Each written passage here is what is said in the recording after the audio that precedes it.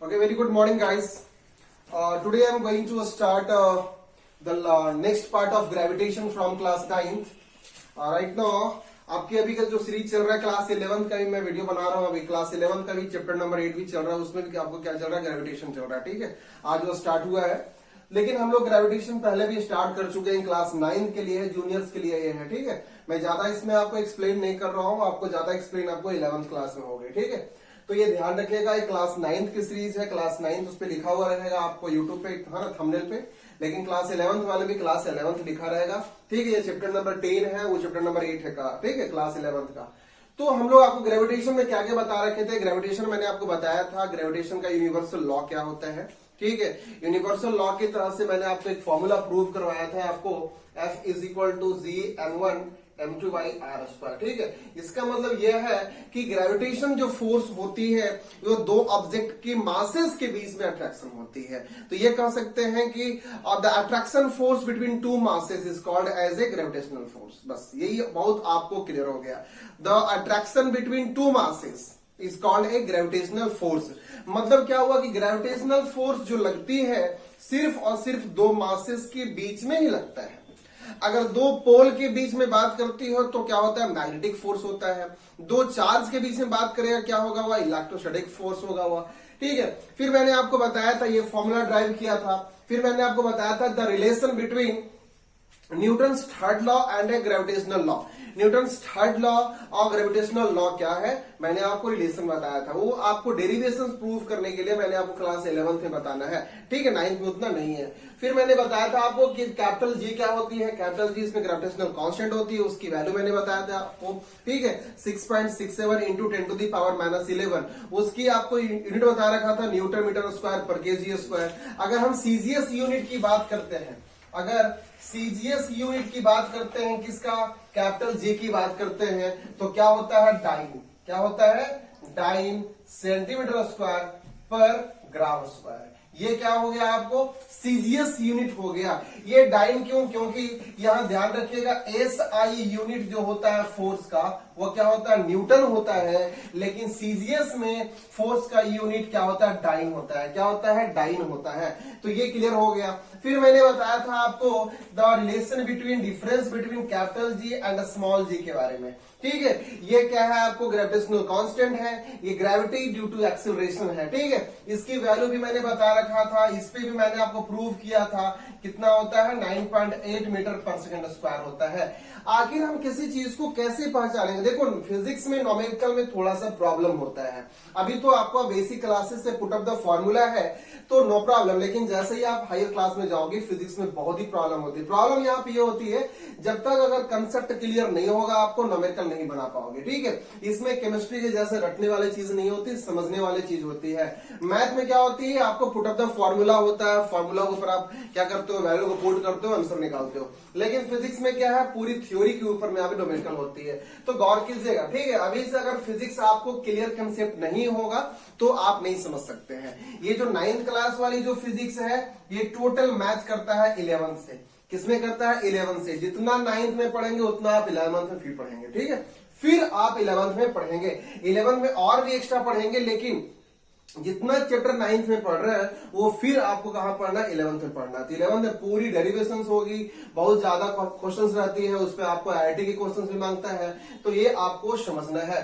ठीक है, और ये ध्यान रखिएगा, सारा सीरीज को समझते जाइए, बेसिक में बताते जा रहा हूं, क्लियर कंसेप्ट समझते जाइएगा आप लोग। ठीक है, ओके, फिर मैंने आपको बता रखा था, क्या आपको मैंने बताया था फ्री फॉल के बारे में। फ्री फॉल क्या होती है कि कोई भी ऑब्जेक्ट को अगर हम लोग किसी भी हाइट से अगर क्या करते हैं, ड्रॉप करते हैं, गिराते हैं, या फिर किसी ऑब्जेक्ट को हम लोग नीचे से ऊपर की ओर फेंकते हैं, तो फेंकेंगे ना तो कुछ हाइट होती है। ठीक है, मैंने आपको बताया था कि अगर कोई भी ऑब्जेक्ट यहां से यहां तक अगर है, जैसे सपोज यहां पे ऑब्जेक्ट रखा गया है, यहां से ड्रॉप किया गया है। ठीक है, तो ड्रॉप किया गया है तो इसका मतलब कुछ हाइट है बाबू, या कुछ हाइट है हमारे पास, या फिर किसी ऑब्जेक्ट, सपोज आपके पास एक बॉल है, तो बॉल को क्या करते हो, ऊपर की ओर फेंकते हो। ठीक है, तो इसका मतलब यह है कि ग्रेविटेशनल एक ऐसी फोर्स है जो वर्टिकल प्लेन में लगती है, कभी भी हॉरिजॉन्टल में नहीं लगती है।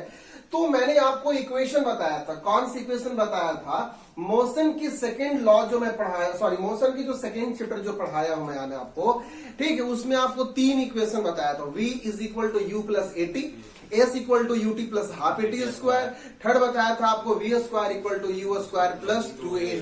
अब देखो यहां पे क्या है कि ग्रेविटेशन में, ठीक है, ग्रेविटेशन में यहां पे मैंने आपको कुछ हाइट की बात आ गया, तो हाइट की बात आ गया तो एस जो है आपको ये क्या है, डिस्टेंस है, ये डिस्टेंस है तो इसकी जगह पर क्या लगेगा आपको, हाइट लगेगा, क्या लगेगी, हाइट लगेगी। उसके बाद मैंने बताया था कि लीनियर जो एक्सेलरेशन होता है तो कुछ हाइट वाला जो एक्सेलरेशन वो क्या होगा हमारा, स्मॉल जी होगा। तो ये सब वैल्यू को आप पुटअप करेंगे। उसके बाद मैंने बताया था आपको कि कब प्लस होती है कब माइनस होती है, गौर कीजिएगा, ठीक है। तो कोई भी ऑब्जेक्ट को जब हम ऊपर की ओर फेंकते हैं तो जी की वैल्यू क्या लेते हैं, माइनस में लेते हैं, ऊपर से नीचे की ओर आ रही है क्या होगा, वो पॉजिटिव होगा। तो ये सारा डिस्कशन मैं कर चुका हूं ऑलरेडी। आज की आपके पास जो क्लास होने वाली है, आज टोटल ग्रेविटेशन हम लोग खत्म कर देंगे, ठीक है, टोटल ग्रेविटेशन खत्म कर देंगे, मतलब कि 9th क्लास के, 11th की बात नहीं है। 11th में आपको कम से कम 10 क्लास लगेगी आपको, ये 9th में बेसिक पॉइंट रहती है, इसलिए मैं आपको खत्म कर दूंगा, ठीक है। हम लोग के अभी नेक्स्ट पॉइंट पढ़ना है, मास और वेट में क्या अंतर है, मास और वेट में क्या अंतर है ये समझना है, ठीक है। मास और वेट में क्यों, देखो बच्चों यहां पे कि मास जो होती है, दो ऑब्जेक्ट के बीच में जो मास है, दो ऑब्जेक्ट की मास है, यहां पे देखो ये ऑब्जेक्ट हो गया, ये ऑब्जेक्ट की अपनी क्या है, एक मास है, जिसे हम लोग m से इंडिकेट करते हैं, ठीक है, क्लियर हो रही है। ये मास है, मतलब कि प्रत्येक ऑब्जेक्ट की एक अपनी डिफिनिट मास होती है। डिफिनिट मास का मतलब क्या है, उसकी एक अपनी वजन होती है, ठीक है। तो हम यहाँ पे क्या बोलेंगे, इसको मास बोलेंगे। लेकिन वेट किसे करते हैं, कॉमन भाषा में लोग बोलते हैं कि इसका कितना वेट है, तो इसको जाके तराजू पे तौलेंगे तो कहता है कि 10 केजी है, 5 केजी है, 50 केजी इसकी वेट है, ठीक है। नहीं, तो वेट के साथ में हमें उसे हम वेट नहीं कर सकते हैं, वेट उसे नहीं कहा जाता है। वेट बोला जाता है फोर्स को, किसे बोला जाता है, फोर्स को। मैं यहां पे लिख देता हूं एक कि weight means that is we can say as a, एक तरह से क्या है, ये फोर्स है, क्या है, यह फोर्स है। मास को हम लोग इंडिकेट करते हैं कैपिटल एम से, किसे इंडिकेट कर रहे हैं, इंडिकेटेड बाय कैपिटल एम। लेकिन वेट को हम इंडिकेट किसी से करेंगे, डब्ल्यू से, किससे करेंगे, हम डब्ल्यू से करेंगे, ठीक है। मास जो होता है इट इज कांस्टेंट, ये क्या होती है, कांस्टेंट होती है। कांस्टेंट मतलब क्या है, ये मतलब ये मत सोचना कि जितने भी ऑब्जेक्ट है सभी की मास कांस्टेंट होगी, नहीं, सभी की कांस्टेंट नहीं हो सकती है। आपको 5 केजी वाला है 10 केजी वाला बोलेंगे 5 केजी भी वही है जितना 10 केजी, नहीं, ऐसे नहीं हो सकता है, ठीक है, डिफरेंट होती है। लेकिन मैं यहां पे कांस्टेंट क्यों बोला हूं, क्योंकि अगर 5 केजी का कोई बच्चा है, सपोज 10 केजी का बच्चा है, या तुम 50 केजी के बच्चे हो, अगर आप अभी यहां पे घर पे हो, अगर आप मार्केट जाते हो, फिर भी आपकी मास उतना ही रहेगा, मास कभी चेंज नहीं होगा, मास कभी चेंज नहीं होगा। हो सकता है कि अगर आप अभी पृथ्वी पे हो और अभी जैसे कि अगर आप साइंटिस्ट बनते हो, तो अगर तुम चंद्रमा पे चले जाते हो तो क्या आपकी मास वही होगी, सिर्फ मास वही होगी, वेट चेंज करती है। इसलिए बोल सकते हैं कि मास है ना, जो होती है क्या होती है, कांस्टेंट होती है, लेकिन इट इज वेरिएबल। ये क्या होती है बच्चों, वेरिएबल होता है, ये चेंज करता है, वेट चेंज करेगी, क्या करेगी, वेट चेंज करेगी। जैसे देखो, अब देखो हम किसी चीज को मास को लेते हैं, सपोज मास है और उसका वजन इतना है, ठीक है। अगर छत पर से उसको हम गिरा देते हैं, 50 केजी बोरा को लेके गए हम, ठीक है, भारी था, बहुत वजन था, लेकर गए। अब उसको छत पे से जाने के बाद हम नीचे की ओर फेंक देते हैं, तो फ्री फॉल गिरता है, वह फ्री फॉल गिरता है, थोड़ा सा जरूर लाइट वेट हो जाएगा, हल्का हो जाएगा वह, ठीक है, तो हल्का हो जाएगा, मास उतनी है, 50 केजी है, ठीक है। जैसे कि अब क्या करेंगे हम कि सपोज ये हमारे पास क्या है, सीढ़ी है, ये हमारे पास सीढ़ी है, ओके।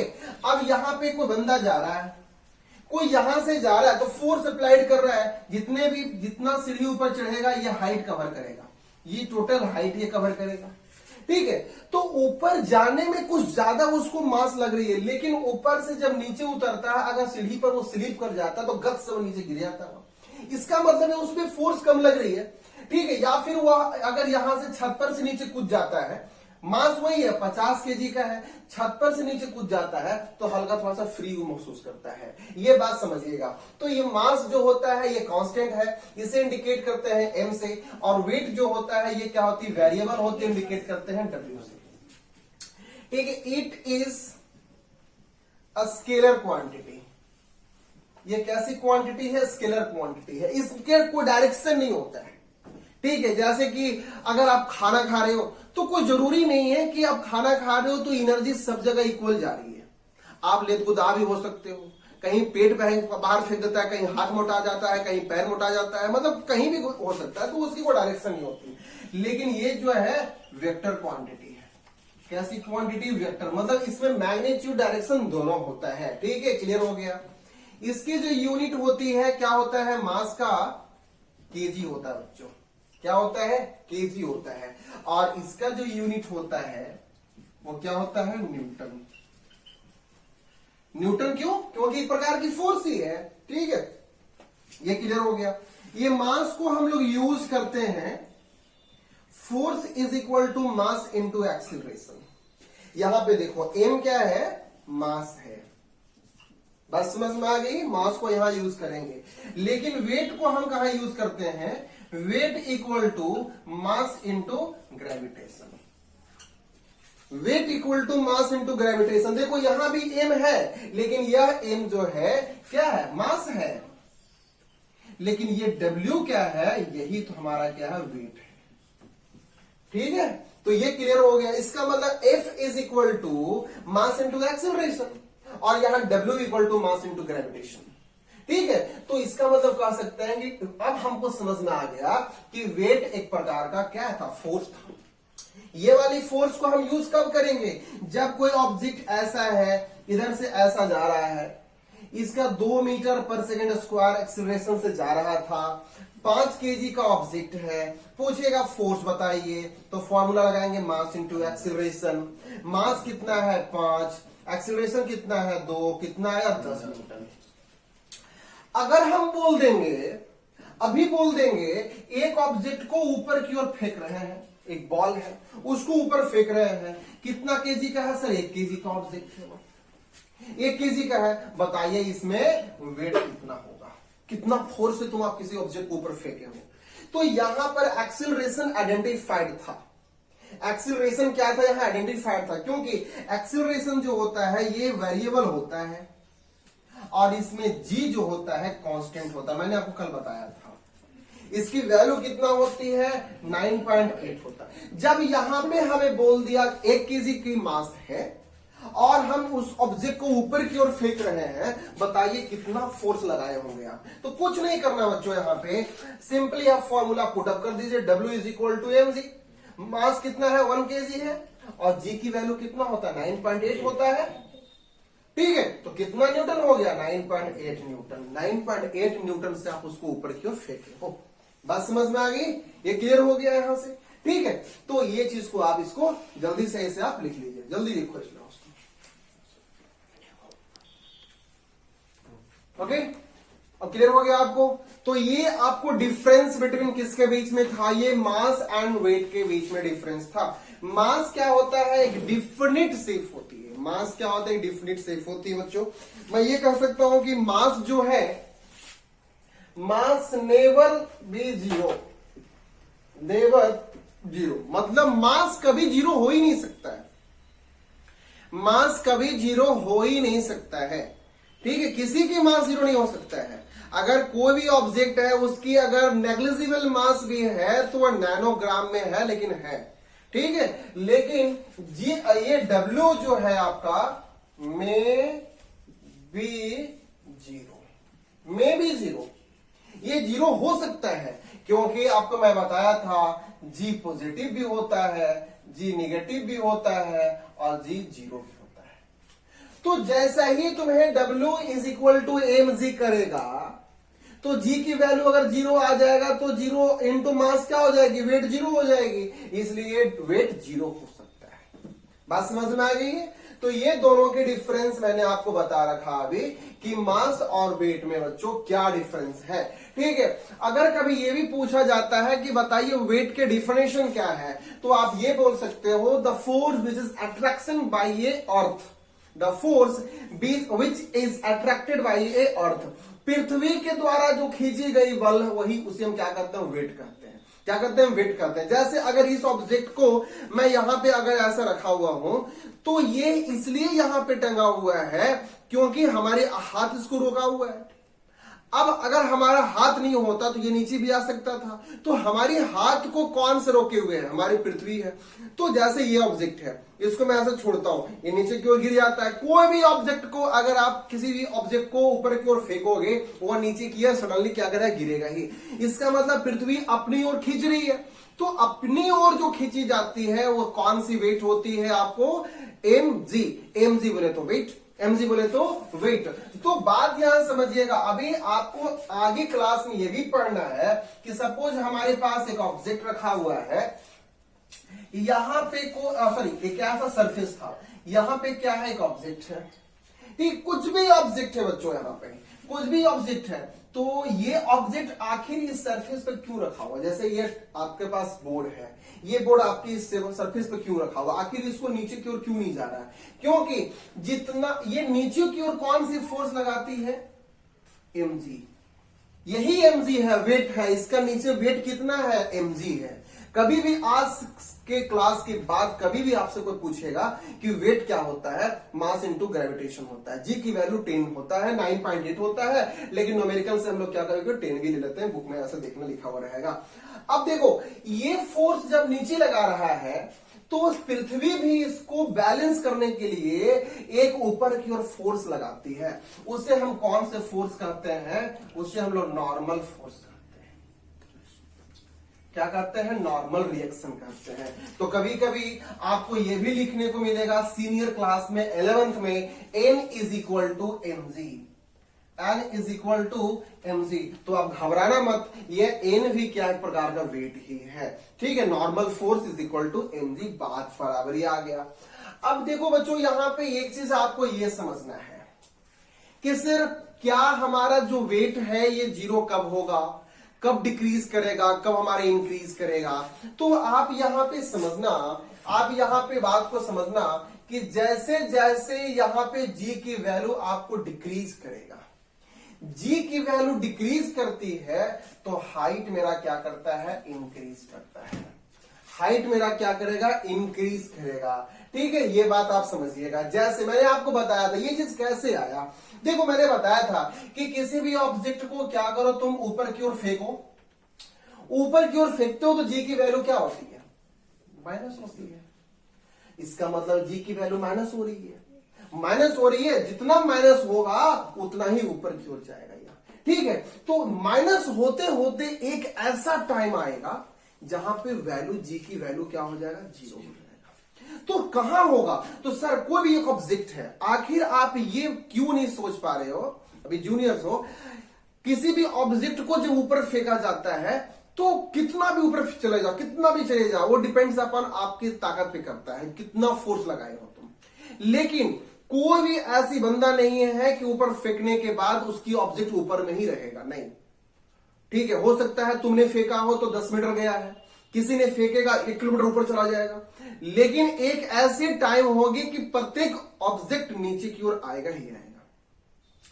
तो मैक्सिमम हाइट जो सबसे ऊंचा गया है, जो एकदम ऊपर टच किया, कितना भी ऊंचा हो, ऊपर टंगने वाली नहीं है, मैक्सिमम हाइट पे वेलोसिटी क्या होती है, जीरो हो जाती है। मैक्सिमम हाइट पे जब कोई ऑब्जेक्ट मैक्सिमम हाइट पहुंच जाता है उस टाइम वेलोसिटी क्या होता है, जीरो हो जाता है, एकदम स्पीड उसकी जीरो हो जाती है। स्पीड जीरो हो जाते उसके बाद फिर वहां से ऑब्जेक्ट नीचे की ओर गिरना शुरू कर देता है। ठीक है, जब नीचे की ओर गिरना शुरू करता है तो जी की स्पीड क्या करते, इंक्रीज कर जाती है। तो नीचे की ओर जब ऑब्जेक्ट आएगा, इसका मतलब कह सकते हैं जी जब हमारा क्या होगा, इंक्रीज करेगा, इंक्रीज मतलब पॉजिटिव हो जाएगी, तो हाइट हमारा क्या होगा, डिक्रीज कर जाएगा। अब जैसे जैसे नीचे आ रहा है तो जी मेरा पॉजिटिव हो गया तो हाइट तो क्या होगा, कमते गया हाइट। हाइट क्या हुआ, कम देगा। तो ये बात को समझिएगा यहां से कि अगर हम ग्रेविटेशन की वैल्यू बोले तो जी की वैल्यू अगर मेरा लेस करेगा तो हाइट इंक्रीज करेगी, अगर जी की वैल्यू इंक्रीज करेगी तो हाइट डिक्रीज करेगी। ये बात क्लियर हो गया बच्चों यहां से आपको, ठीक है। न्यूमेरिकल में आप हमेशा याद कीजिएगा कि जब भी किसी भी माइनस कहां होता है, थ्रो अपवार्ड, जब हम ऊपर की ओर फेंकते हैं तो माइनस होता है। अगर हम लिखेंगे फॉल डाउनवर्ड, नीचे की ओर गिर रहा है, तो यहां पे जी की वैल्यू क्या होगा, पॉजिटिव होगा। ये सब वैल्यू को याद रखिएगा, ठीक है। जी की वैल्यू कितना है, 9.8 मीटर पर सेकेंड है, या फिर इसको अप्रॉक्स लिया जाता है 10 metre per second square.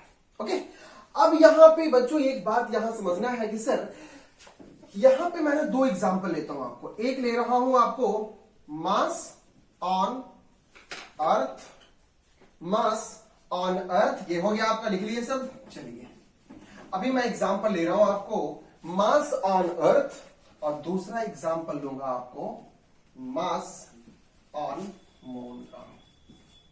Mass on moon, देखो यहां पे ये समझना है, अभी मैंने आपको बता रखा कि तुम चंद्रमा पे जाओ, किसी भी प्लैनेट पे चले जाओ, यूनिवर्सल लॉ ये है, सत्य है, वास्तविक सत्य है, कभी भी मास जीरो नहीं होगा, मास जीरो नहीं होगा।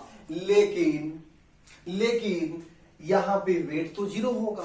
तो क्या सर वेट जीरो होगा तो किस कंडीशन में होगा, जब भी अगर हम अर्थ की बात करते हैं तो यहां पर मैं लेता हूं force on earth, gravitational force on earth. यहां पे हमारा जो फॉर्मूला है G mass on earth divide by, कोई ऑब्जेक्ट अगर लेते हो तो यहां पर ले लो mass of object divided by r square. ये किसकी रेडियस, अर्थ की रेडियस, अर्थ की रेडियस।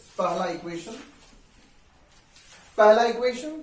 दूसरा इक्वेशन अगर हम बात करते हैं मास ऑन मून को, तो फोर्स हमारा क्या है मून पे, तो capital G mass on moon, ये क्या हो गया, मून का हो गया। ओके, मून का हो गया, ये मास ऑफ ऑब्जेक्ट हो गया, divide by r square, moon और पृथ्वी की बीच की डिस्टेंस। अब देखो क्या हमारा पृथ्वी पर भी और चंद्रमा पर भी हमारा वेट वही होगा, नहीं, वो नहीं होता है।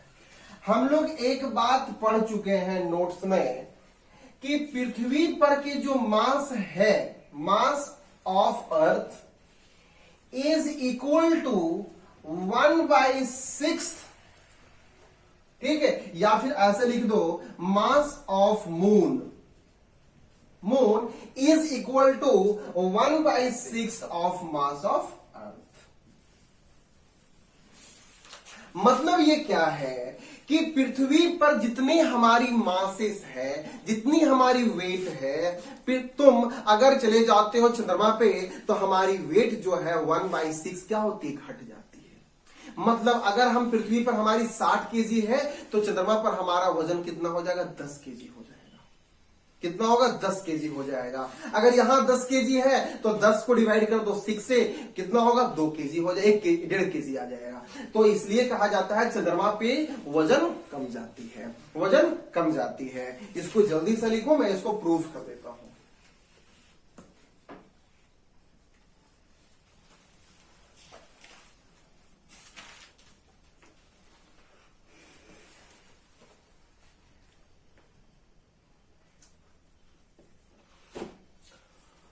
ओके, हो गया।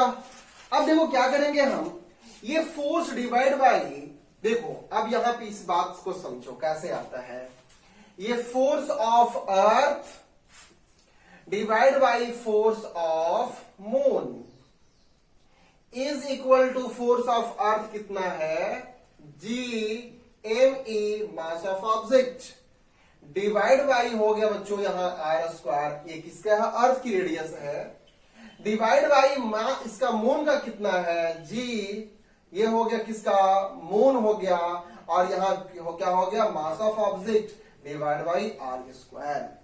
यहां से g cancel, mass of object से ये कैंसिल हो गया, मेरे पास क्या बचा, mass of earth by mass of moon. अब देखो यहां पे क्या हो गया, इनटू इसको ऊपर करेंगे हम radius of earth divide by radius of moon का, ये टोटल का होल स्क्वायर लिख देते हैं। बस समझ में आ गई है, कुछ भी नहीं किया मैंने, आपको डिवाइड कर दिया, डिवाइड करने के बाद ये तुम्हारी वैल्यूज आ गई। ठीक है, जल्दी से इसको लिखो, तुम जल्दी समझो पहले बात को, क्या लिखा मैं समझो इसको।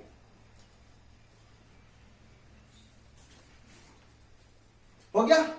अब देखो मास ऑफ अर्थ जो है, ये मास ऑफ अर्थ जो है ये 100 टाइम्स है किसका, मास ऑफ मून का। मास ऑफ अर्थ जो है मास ऑफ मून का 100 गुना है। ठीक है, तो mass of earth equal to 100 into mass of moon, ये बात आ गया। उसके बाद रेडियस ऑफ अर्थ जो है आपको 4 गुना है किसका, रेडियस ऑफ मून का। कितना गुना है, 4 गुना रेडियस ऑफ मून का। बच्चों समझ में बात आ रही है, 4 आ गया, यहां से हो गया आपको। ठीक है, अब देखना आपको है, अब देखना यहां पे है आपको क्या, कि मास ऑफ अर्थ को हम पुटअप करते हैं इतना, कितना पुटअप कर रहे हैं वैल्यू हम देख लीजिए। यहां पे आ गया आपको मास ऑफ अर्थ बराबर कितना है, 100 मास ऑफ मून डिवाइड बाई कितना हो गया, मास ऑफ मून इनटू यहां पे रेडियस कितना है, 4 है मास ऑफ मून, और ये कितना हो गया आपको, रेडियस ऑफ मून का होल स्क्वायर। ठीक है, यहां पे आ गया। अब देखो इससे ये कैंसिल, इससे ये कैंसिल हो गया, ये कितना बचा आपको, 100 इंटू ये 4 कितना हो गया आपको, 16। कितना हो गया, 16 हो गया आपको। ठीक है, अब देखिए अब हम क्या करेंगे, ये आपको यहां से ऐसे कर सकते हैं, force of earth divide by force of क्या, मून।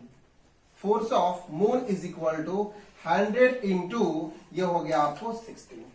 ये 100 गुना क्या था, मास ऑफ अर्थ का था, मास ऑफ अर्थ का 100 गुना है, वो हम लोग एक टोटल ओवरऑल 100 लेकर चल रहे हैं।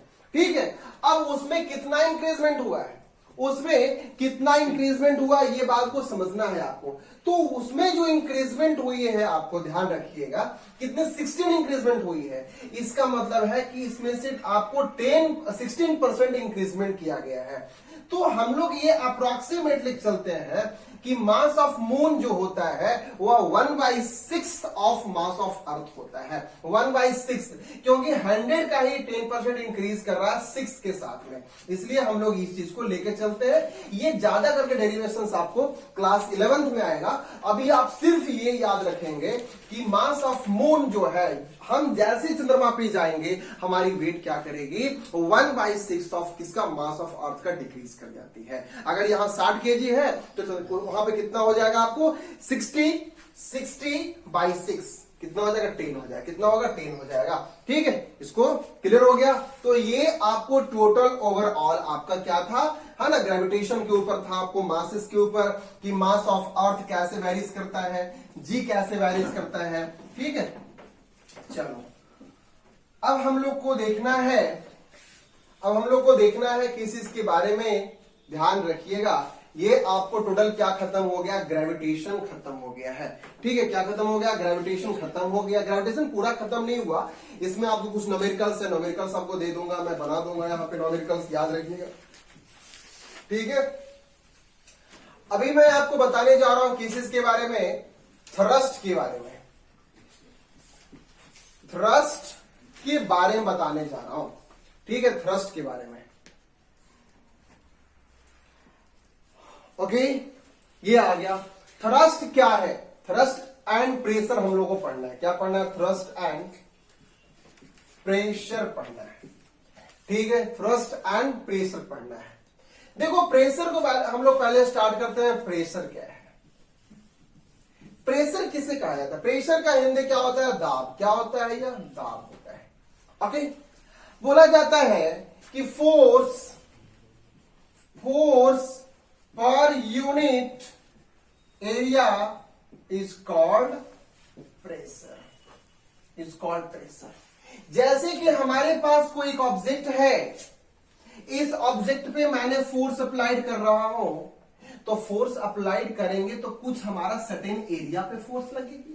जैसे बैलून है, बैलून को आप क्या करते हो, दबाते हो, तो कुछ ही पार्ट क्या करता है, प्रेशराइज होती है। जैसे ये ऑब्जेक्ट है, इस पे मैं फोर्स लगा रहा हूं, प्रेस कर रहा हूं, तो इस एरिया वाला सिर्फ दब रहा है, इधर तो कुछ नहीं हो रहा है, इसलिए हम इसे क्या बोलेंगे, प्रेशर कहेंगे। प्रेशर को हम लोग कैपिटल पी से इंडिकेट करेंगे, कैपिटल पी से।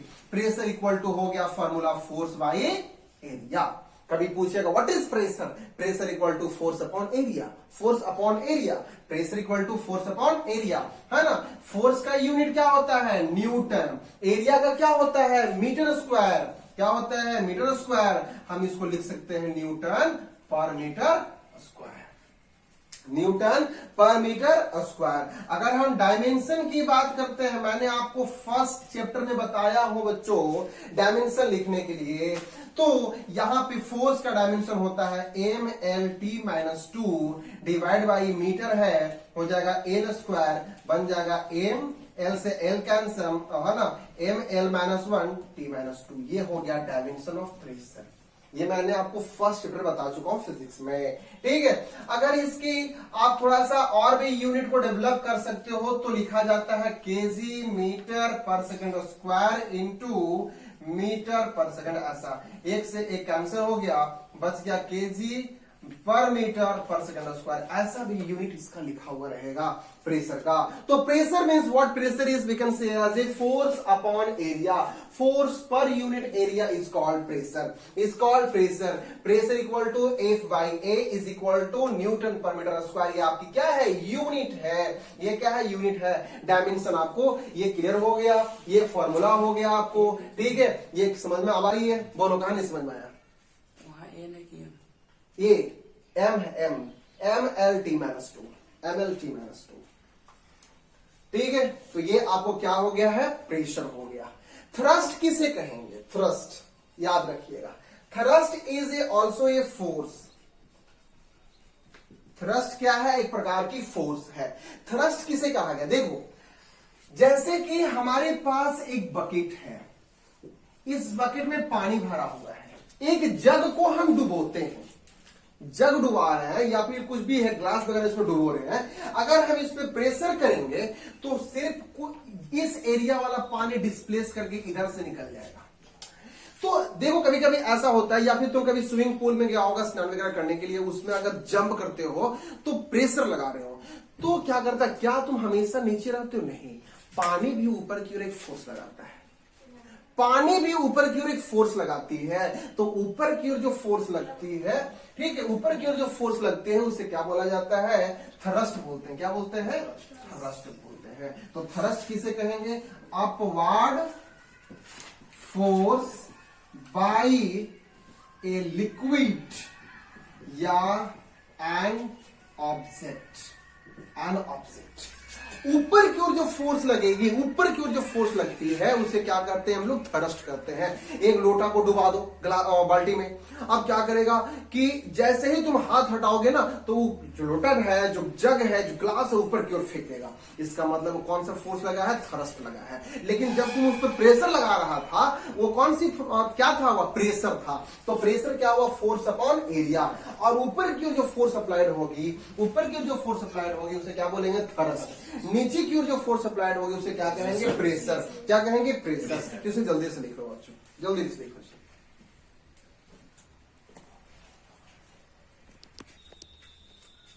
Okay, so up to now we have a study about pressure. So what do you mean by pressure? Pressure means we can say as a force upon area. Force upon area. ठीक है, when we are applying a force on a certain area is called pressure. बस ठीक है। ये pressure का theory किसने दिया था, एक साइंटिस्ट थे, उनकी नाम था पास्कल। क्या नाम था, पास्कल। इसलिए इनके यूनिट को बोला जाता है पास्कल भी। जैसे बच्चों यहाँ पे प्रेशर इक्वल टू अभी आप लिखे थे फोर्स अपॉन एरिया, तो इसकी यूनिट क्या लिखा था तुमने, न्यूटन पर मीटर स्क्वायर। ठीक है, जैसे कि तुम फोर्स की यूनिट बोलते हो न्यूटन, उसी प्रकार से कभी कभी इसे बोला जाता है पास्कल। कभी कभी नहीं, मतलब हमेशा ही, कभी कभी नहीं, हमेशा ही, ठीक है, पास्कल। तो अगर यहाँ जैसे देखो, यहाँ पे लिखा हुआ रहेगा 4 न्यूटन, तो ये क्या है? देखो पहली बात समझो, फिजिक्स में तुम कैसे पहचानोगे कि क्या दिया हुआ है। तो फिजिक्स में किसी चीज को पहचानने के लिए उसकी यूनिट को पता करना होता है। अगर यहां पे लिखा हुआ है 4 मीटर, तो क्या ये फोर्स हो सकता है? नहीं, ये डिस्टेंस है, लेंथ है, ब्रेथ है, हाइट है। डिस्टेंस मतलब क्या? डिस्टेंस दूरी कैसे भी हो सकता है, ऊंचा नीचा चौड़ाई, है ना, कैसा भी। ये क्या हो गया? लेंथ हो गया। ये सब देखो मैंने आपको तुम्हें फर्स्ट वाली चैप्टर में बता चुका हूं, पहचानने का नियम। ये क्या है? तुम्हारा फोर्स दिया हुआ है। अगर यहां लिख देता 4 मीटर पर सेकेंड, तो जैसे है यहाँ पे speed is equal to distance by time. तो डिस्टेंस का यूनिट क्या होता है? मीटर। टाइम का क्या होता है? सेकेंड। तो मीटर पर सेकेंड। आखिर ये क्या दिया हुआ? स्पीड दिया हुआ है, या फिर वेलोसिटी हो सकता है। मैंने आपको बताया था स्पीड और वेलोसिटी की यूनिट बहुत सेम होती है। फिजिक्स में क्लियर कंसेप्ट करो, बहुत का यूनिट क्या होता है? सेम होता है। अगर यहां पे लिख दिया आपको, यहां पे लिख दिया आपको मीटर पर सेकेंड स्क्वायर, तो ये क्या दिया हुआ है? ये एक्सीलरेशन दिया हुआ है। एक्सीलरेशन का फॉर्मूला होता है वेलोसिटी बाई टाइम।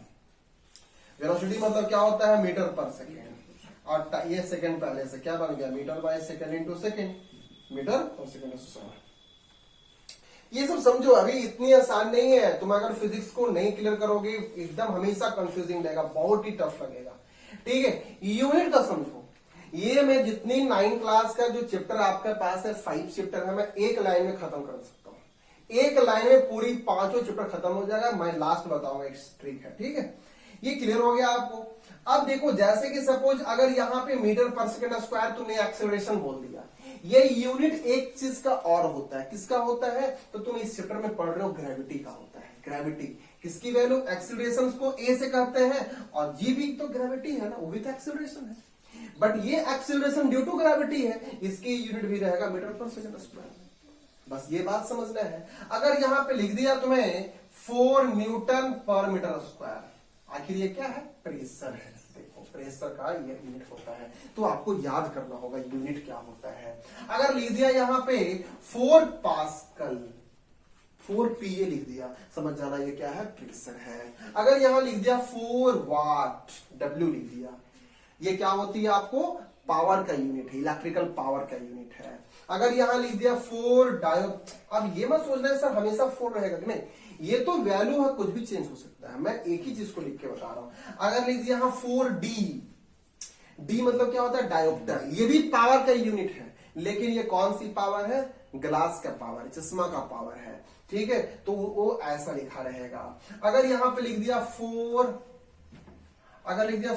ओम, तो यहां पे क्या है? कि वायर का रेसिस्टेंस का पावर है, ठीक है। पावर नहीं, रेसिस्टेंस है। यहां 4A लिख दिया तो करंट दिया, 4 एम्पियर करंट दिया हुआ है। अगर 4V लिख दिया तो वोल्टेज है, 4 वोल्ट है। इस प्रकार से सारे 9 क्लास में आपको पढ़ना होगा जूनियर्स में, ठीक है, ध्यान रखना होगा आपको, ठीक है। तो ये मैंने आपको बता रखा हूं। अगर इस पे कुछ भी न्यूमेरिकल्स अगर दिया है, जैसे कि ये बकेट दिया हुआ है और बोल रहा है कि इसमें हम क्या किए हैं, आपको पहले नंबर ये जो बकेट है, ये इसकी लेंथ दिया हुआ है, ब्रेथ दिया हुआ है, और इसमें हम क्या कर रहे हैं? इसमें हम क्या कर रहे हैं आपको कि इसमें हम एक सर्कल को, मतलब एक बॉल है, इस बॉल को हम क्या कर रहे हैं? इसमें डुबो रहे हैं, जिसकी रेडियस दे दिया 2 मीटर। तो बताइए कि इस पर प्रेशर कितना अप्लाइड किए हैं? प्रेशर कितना अप्लाइड किया है? इस बॉल पे मैंने 2 न्यूटन फोर्स अप्लाइड किया। बताइए प्रेशर क्या होगा?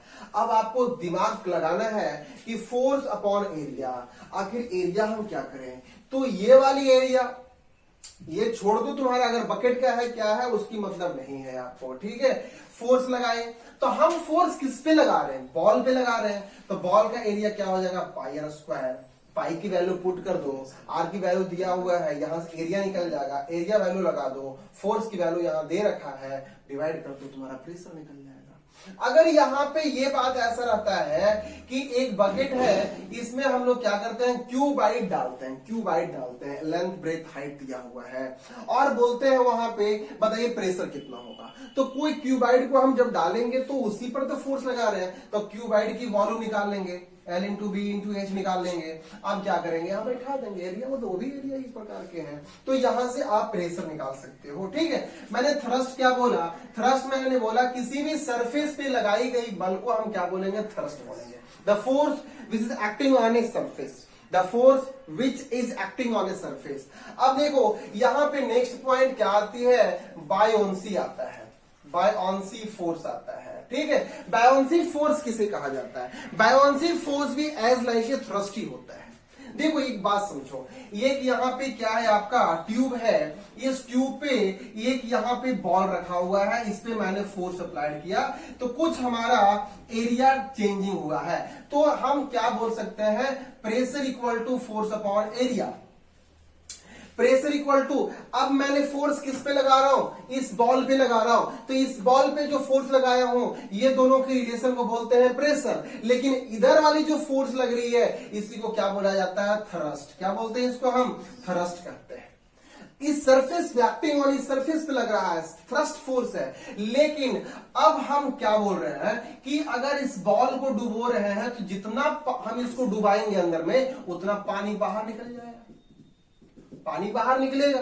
ठीक है, तो ये जो बाहर की ओर ऊपर की ओर जो फोर्स लग रही है उसे क्या बोलते हैं, बायोन्सी। क्या बोलते हैं उसे, बायोन्सी। तो कह सकते हैं the upward force acting by an object is called buoyancy force, buoyancy force.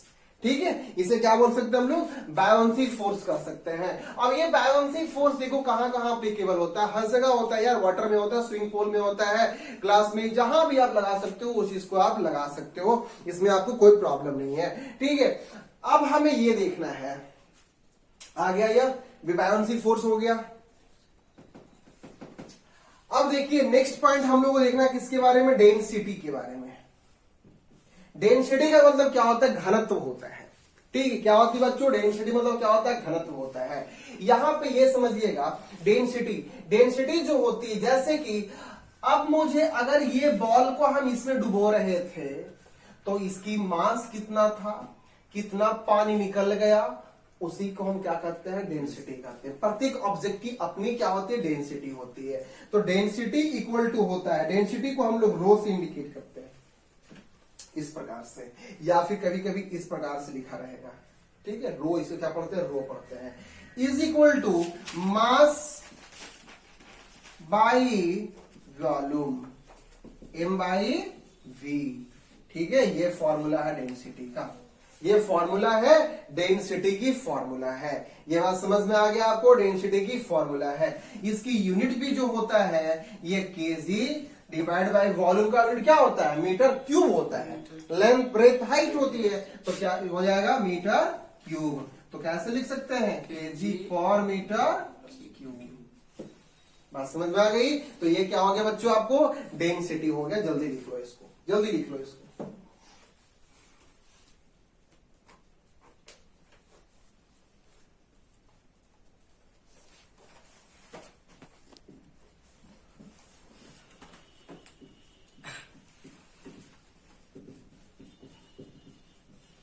Okay, so हमारे अब नेक्स्ट पॉइंट है, and the next and it is the last point. Okay, Archimedes principle. Archimedes principle याद रखिएगा। What is Archimedes principle, ये question ज्यादा करके question पूछा जाता है, न्यूमेरिकल भी आता है और इस पे थ्योरी भी पूछी जाती है। आर्कमेडिस प्रिंसिपल क्या है, तो ये बात को समझना है आपको। जितने भी आप बायोन्सी के बारे में पढ़े हो, buoyancy force it is nothing but it is upward force, thrust nothing but it is a downward force acting on the surface. Okay, and pressure means force upon area. ठीक है, फिर मैंने बताया आपको डेंसिटी के बारे में, mass by volume equal to क्या होता है, डेंसिटी होती है। अब आर्कमेडिस प्रिंसिपल क्या कहता है, जैसे देखो एक आपके पास क्या है, एक कंटेनर है, इस कंटेनर में क्या रखा हुआ है, इस कंटेनर में पानी रखा हुआ है। ओके, अब देखो बच्चों, यहाँ पे अगर हमारे पास सपोज क्या है, एक स्ट्रिंग है, एक धागा है इस प्रकार से, और इसमें क्या बंधा हुआ था, स्टोन बंधा था। कितने केजी का, 5 केजी का सपोज स्टोन है, एक मास है। इसको हम क्या करेंगे, इसमें डुबो देंगे। इसमें क्या करेंगे हम, इसमें डुबो देंगे। तब क्या होगा, ये पानी की राइज ऊपर की ओर बढ़ जाएगा। प्यासा कौवा वाला तुमने कहानी सुना होगा, कंकड़ डालते डालते पानी ऊपर की ओर पहुंचती है, तो ये पानी की राइज ऊपर बढ़ गया। इसका मतलब क्या हुआ कि जैसे ही आप उसमें डाले हो ऑब्जेक्ट को, उसकी डेंसिटी, जो वाटर डेंसिटी क्या होगा, ऊपर की ओर हो गया। मतलब वाटर की मॉलिक्यूल्स वहां से डिस्प्लेस किया और साइड वाले जो मॉलिक्यूल्स है ऊपर की ओर पहुंच गया है। इसी को बोला जाता है आर्किमिडीज प्रिंसिपल। तो हम कह सकते हैं वेन ऑब्जेक्ट, यहां लिख दो, when object drop inside fluid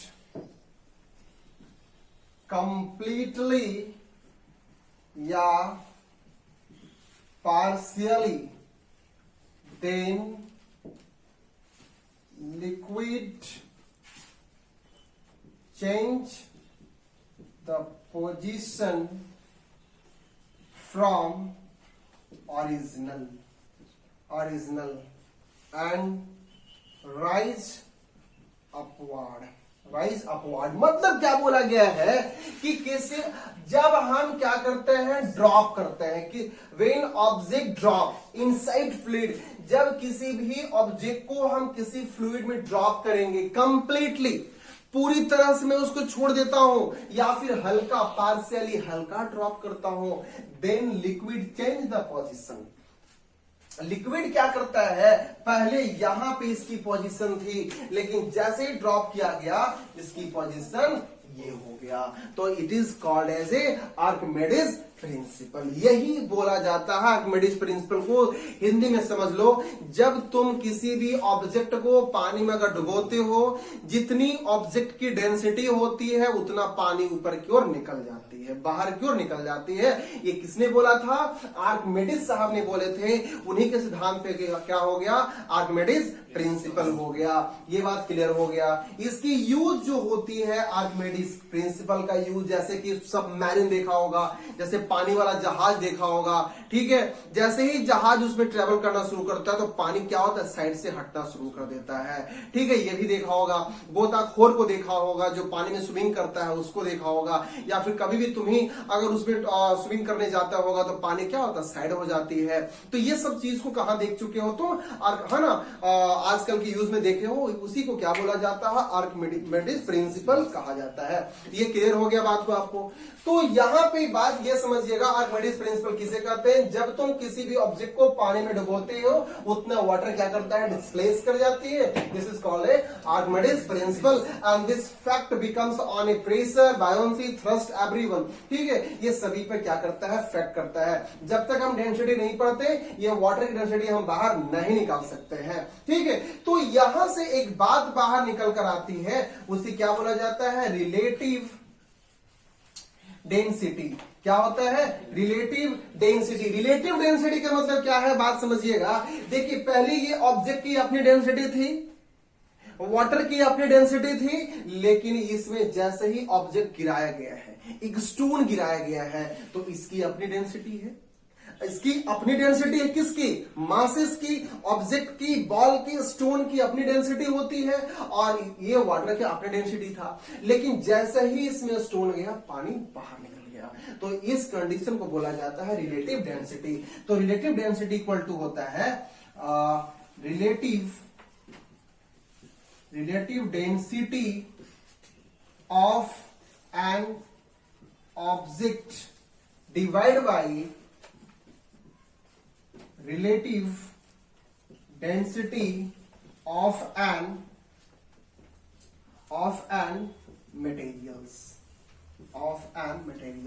मतलब कह सकते हैं कि इसकी कितनी डेंसिटी थी ऑब्जेक्ट की, और ये मटेरियल कितना डेंसिटी था, दोनों को हम डिवाइड कर देंगे तो निकल जाएगा रिलेटिव डेंसिटी। ये बात आपको समझ में आ जाना चाहिए। कभी कभी इसको इस प्रकार से लिखा जाता है ना, relative density of an substance by relative density of water, relative density of water. Clear हो गया आपको? तो ज्यादा अगर प्रीफर है तो यही चीज को लिख दीजिए आप लोग, relative density of an substance by relative density of water, मतलब कि ये सबस्टांस की डेंसिटी डिवाइड बाय वाटर की डेंसिटी। तो ये आज के हम लोग इस चीज को खत्म कर चुके हैं और इसका कोई भी यूनिट नहीं होता है, नो यूनिट नो डायमेंशन, कोई भी इसकी यूनिट नहीं होती है। ठीक है, तो अभी तक हम लोग ये ग्रेविटेशन का लास्ट सेशन, लास्ट लेक्चर आज हम लोग 3 वीडियो में कंप्लीट किए हैं। आप उसको फाइंड कर सकते हैं क्लास 9th, ठीक है, ग्रेविटेशन चैप्टर नंबर 10। ठीक है, तो ये आप डाल सकते हो, है ना। तो आज का हम लोग चैप्टर ये फाइनल हो गया। कल हम लोग क्या स्टार्ट करने वाले हैं, वर्क पावर एनर्जी। नहीं तो एक काम करो, कल अपन लोग क्या करते हैं, थोड़ा सा न्यूमेरिकल इसके ऊपर बना देते हैं, क्योंकि अभी तक हम लोग जो पढ़े हैं थ्योरी पढ़े हैं। एक वीडियो मैंने आपको और दे देता हूं जिसमें आपको 5-7 न्यूमेरिकल, कुछ जो सिलेक्टेड न्यूमेरिकल्स है वो आप एटलीस्ट बनाने के लिए सीख जाओ। ठीक है, तो कल हम लोग न्यूमेरिकल डालेंगे, उसके बाद आपको मैं क्या डालूंगा, work power energy. Thank you everyone, thank you guys.